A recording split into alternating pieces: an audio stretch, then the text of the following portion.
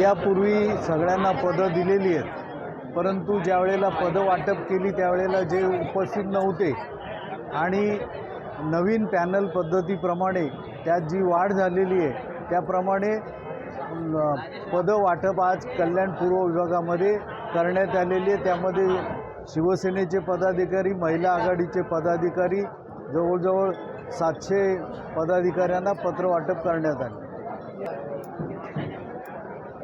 निवडणूक म्हणून काम कार्यकर्ते करत नसतात, तर अहोरात्र त्यांचं काम सुरू असतं। निवडणूक कधी होऊ द्या ते सज्ज असतात, त्याप्रमाणेच निवडणूक जाहीर झाल्यामुळे सर्व जोमाने कामाला लागलेले।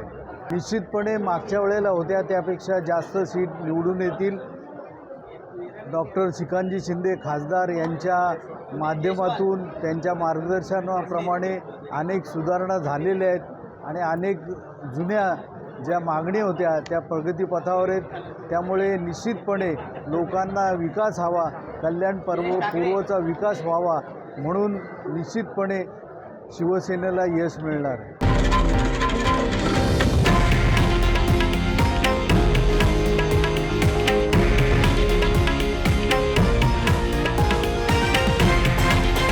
हे आहे देशातील नंबर 1 न्यूज नेटवर्क आणि आपण पाहत आहात TV9 मराठी, एकमेव।